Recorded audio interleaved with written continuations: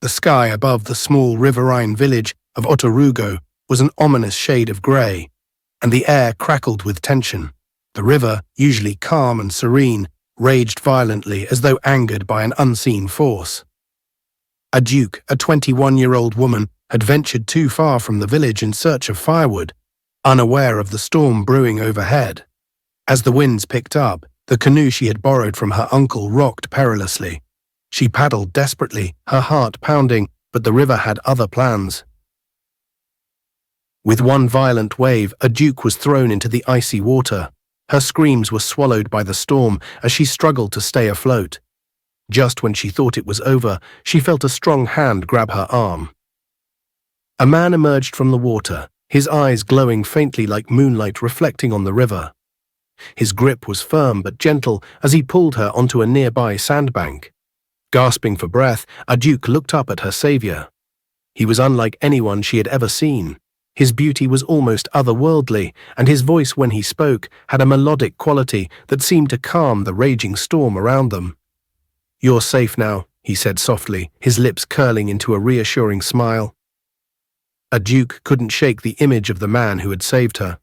She returned to the village, but her mind lingered on his glowing eyes and the way he seemed so at home in the water. She began visiting the riverbank daily, hoping to see him again. Her heart leapt when, one evening, as the sun dipped below the horizon, he appeared. His name was Olu, and he spoke of the river as though it were alive. A duke found herself drawn to him, not just because of his kindness, but because he seemed to understand her in a way no one else did. They talked for hours, and as the days turned into weeks, their bond deepened. But Olu was careful never to venture too far from the water, and he always seemed to change the subject when a duke asked about his life. One night, as they sat by the river under a full moon, a duke confessed her feelings. "I've never felt this way about anyone," she whispered. "You saved my life, and now I feel like I can't imagine mine without you." Olu's expression softened, but there was a sadness in his eyes. "There are things about me you don't know, a duke, things that could change how you see me." "I don't care," a duke insisted. "I love you." Olu hesitated, then leaned in and kissed her. It was as though the river itself celebrated their union, with the waters shimmering in the moonlight. Their love grew stronger, but Olu's mysterious nature remained. One evening, as a duke approached their usual meeting spot, she caught sight of something that made her heart stop. Olu was standing waist-deep in the river, but his legs were gone. In their place was a shimmering, powerful tail, covered in iridescent scales. A duke gasped, and Olu turned sharply, his glowing eyes filled with fear. "You weren't supposed to see this," he said, his voice trembling. A duke took a step closer. You're not human." "I'm a merman," Olu admitted. "My kind lives beneath these waters. I was sent to protect this river, but when I saw you, I couldn't stay away." A duke's mind swirled with questions, but her love for Olu didn't waver. "It doesn't matter what you are," she said. "I love you, and I'm not afraid." Their happiness was short-lived. The riverine area was plagued by bandits who sought to exploit the river's resources, poisoning the waters and terrorizing the villagers. Olu warned a duke to stay away from the river, but one fateful night the bandits came too close. A duke was trapped in her canoe, cornered by the ruthless men. Before they could harm her, the river erupted in a fury, and Olu emerged, his merman form a terrifying sight. He fought valiantly, using his strength and control over the water to protect a duke. But the bandits were relentless, and one of them struck Olu with a spear laced with poison. He fell back into the water, his glowing eyes dimming as he whispered a duke's name. A duke dove in after him, pulling him to the shore, but it was too late. Olu's last words were a plea. "Protect the river, and our child." Heartbroken, a duke returned to the village, but she soon realized she was carrying Olu's child. The pregnancy was unlike anything she had ever heard of. Her cravings were strange, and she felt a deep connection to the river. When the baby was born, the villagers were both awed and fearful. The child had striking features, with eyes that glowed like her father's and small patches of shimmering scales on her skin. A duke named her daughter Omawumi, meaning child of the water. Omawumi grew quickly, and it became clear that she was no ordinary child. She could communicate with the river, calling fish to her with a song, and she seemed to understand things beyond her years. One night, as a duke slept, she was visited by a vision. Olu appeared to her, his form radiant and unearthly. "Omawumi is destined for greatness," he said. "She will become the queen of the water world, and she will avenge my death. But she must be careful. Danger still lurks in the shadows." A duke awoke with a start, clutching her daughter tightly. She vowed to protect Omawumi and prepare her for the destiny that lay ahead. As Omawumi grew older, her connection to the river deepened. By the time she was 10, she could summon rain with a chant and calm stormy waters with a wave of her hand. The villagers revered her but also feared her power. Stories began to circulate, claiming she was the reincarnation of the river god. One fateful evening, as a duke and Omawumi walked along the riverbank, the water shimmered unnaturally. A deep, resonant voice echoed through the air, carrying a warning. "Omawumi, the child of water, your father's enemies have not forgotten. They will return, and you must be ready." A duke froze. She had spent years shielding Omawumi from the truth about Olu's death, but now it seemed the river itself was preparing her daughter for a battle she couldn't escape. The bandits, who had fled after Olu's death, had regrouped. Greedy for the river's treasures, they sought to control the mystical waters once more. Led by a cunning and ruthless leader named Okija, they spread terror among the villagers. Omawumi, now a teenager, began to sense their presence. She often dreamed of dark shadows encroaching on the river, and the whispers of the water grew louder. "They're coming," she told Aduke one night. "I can feel it." Aduke's heart sank. She knew this day would come, but had hoped it would take longer. "You're not ready, Omawumi. You're still just a child." "I'm more than a child, Mama," Omawumi replied, her glowing eyes filled with determination. "I'm the daughter of Olu, and I will protect what he died for." To prepare for the inevitable confrontation, Omawumi began her training. Guided by the spirits of the river, she learned to harness her powers. She practiced summoning water from the ground, controlling its flow, and creating waves strong enough to topple trees. The villagers, once skeptical, began to rally behind her. They saw in Omawumi the spirit of her father and a protector for their troubled land. Late one night, as she meditated by the river, a glowing figure emerged from the water. It was Olu's spirit. "Omawumi, my child," he said, his voice filled with pride, "you are destined for greatness. But power without wisdom is dangerous.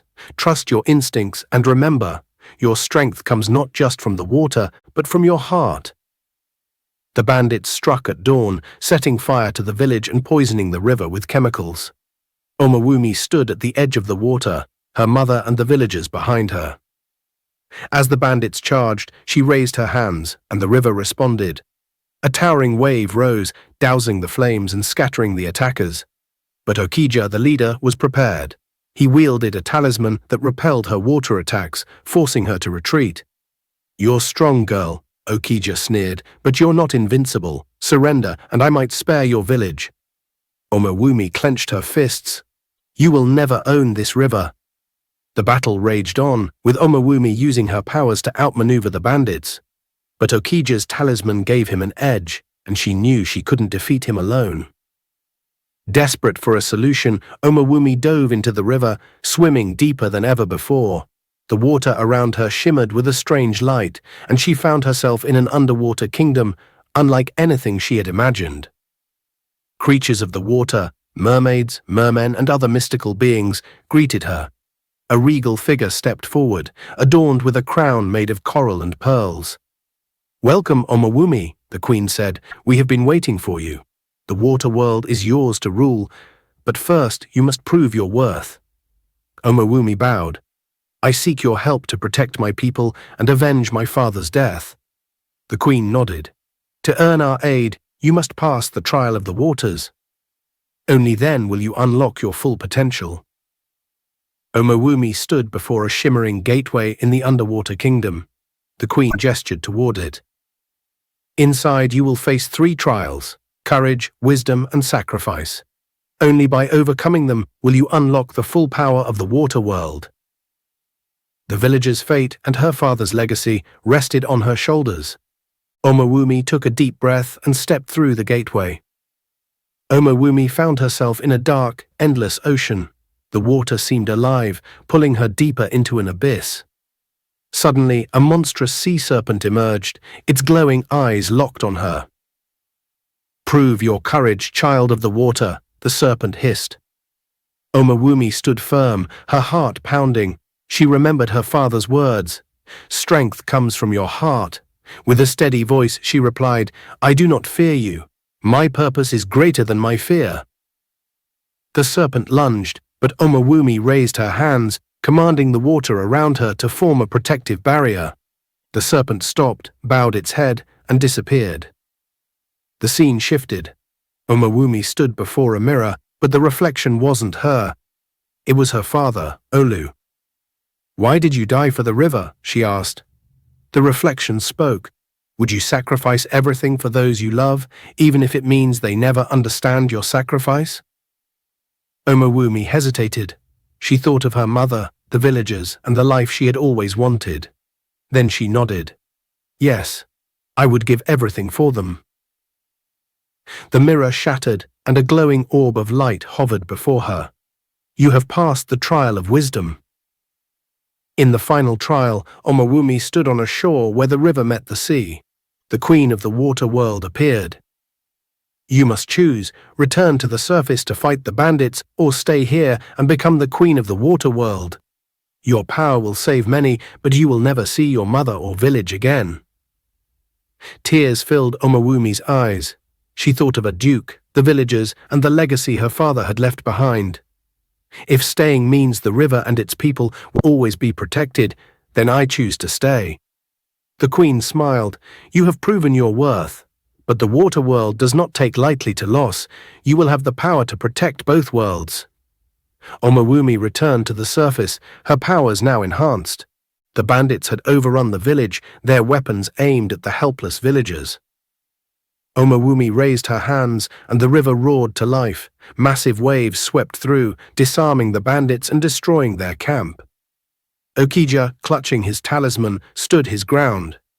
"You think you can stop me? This talisman makes me invincible." Omowumi smiled. "The river doesn't fear you, Okija." She summoned a vortex that engulfed him, stripping the talisman of its power. As Okija sank into the river, his screams faded into silence. The villagers erupted in cheers, but Omowumi's heart was heavy. She knew her time with them was limited. Back at the river, Omowumi stood with Aduk, her mother. "I have to go, Mama," she said softly. Aduk sobbed. "Why, my child? Haven't we lost enough?" "I am the daughter of the river," Omowumi replied. "This is my destiny, but I will always watch over you." With a final embrace, Omowumi stepped into the water. Her body shimmered and transformed, revealing her true form, a radiant queen of the water world. Years later, the villagers still spoke of Omowumi, the girl who became their protector. The river thrived under her care, its waters pure and its spirit strong. On quiet nights, Aduk would sit by the river, listening to its whispers. She knew her daughter was there, watching, protecting, and ensuring that no harm would ever come to the land Olu had died for. And somewhere deep in the water, Omowumi ruled as the queen of the water world, her father's legacy alive in her heart and her daughter's destiny waiting to unfold.